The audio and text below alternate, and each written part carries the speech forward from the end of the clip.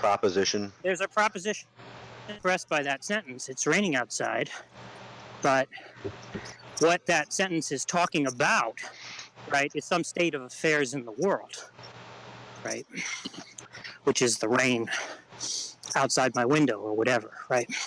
So we want to distinguish those three things: the sentence, the proposition, and what the proposition is about. Say those three things again. The what and the proposition? The sentence, the proposition, the sentence, and what the proposition is about. And what the sentence is about. Wouldn't it be that the proposition is about?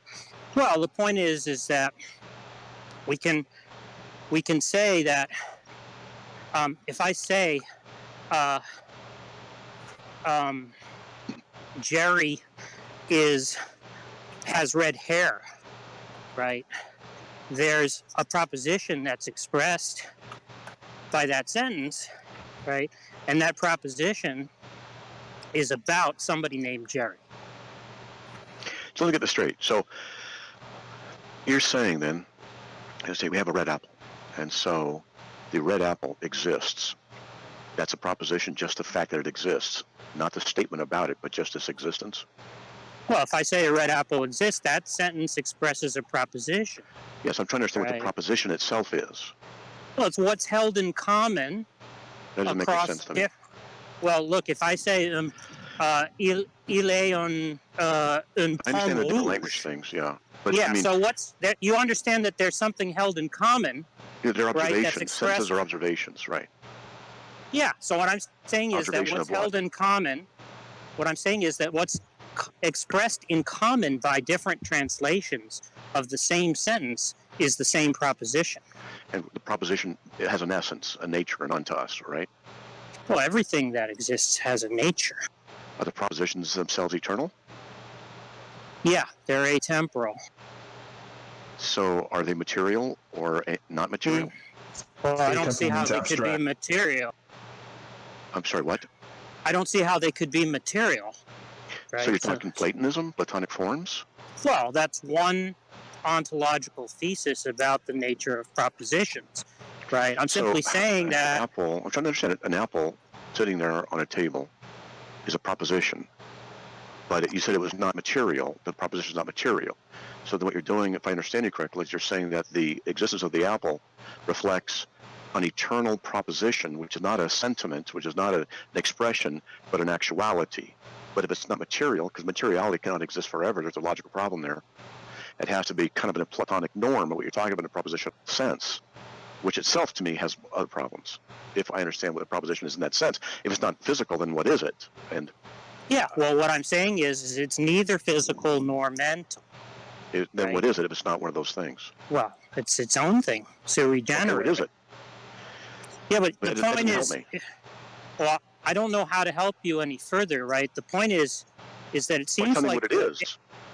Yeah, see, the thing is that there's such things as semantic primitives, right? Well, hold on. If something exists, it has properties, right? Yeah, it has properties. So we can canvas some of the properties. We can say that it's atemporal and it's not material, right? We can say it doesn't engage in causal relations, right? But there isn't really that much more we can say. Wait. How do you know these statements that you're making are even true? It's not a question of whether it's true or not, right? Yes, We're just talking about what the nature of the concept is. But you made statements, true statements about these propositions. You said it's atemporal. It's a truth value. It has either comports with actuality and or logic, or it does not.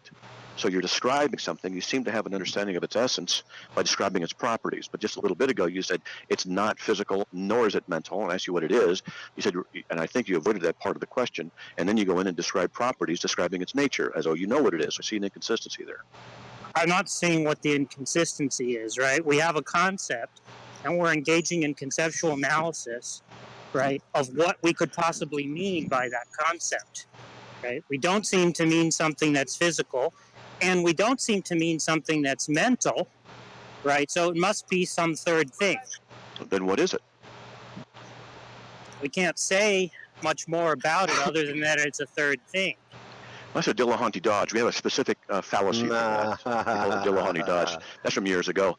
But well, I have a There's problem no with that. fallacy. There's I have no a problem. fallacy there. Well, let me explain. Right. My problem with it is if you were to ask me some questions about some theological aspect, biblical revelation, whatever, and I'd say it's not this or it's not that, and you say, well, what is it? Well, don't know. It's just not those things.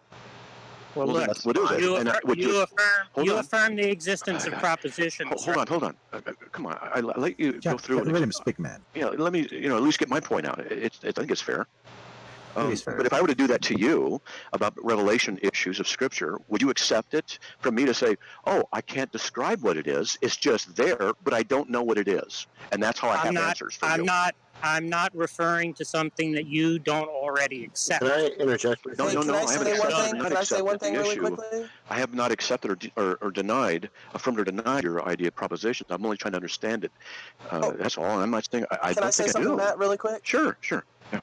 So I think the idea is something. The reason to think it's its third own class of things or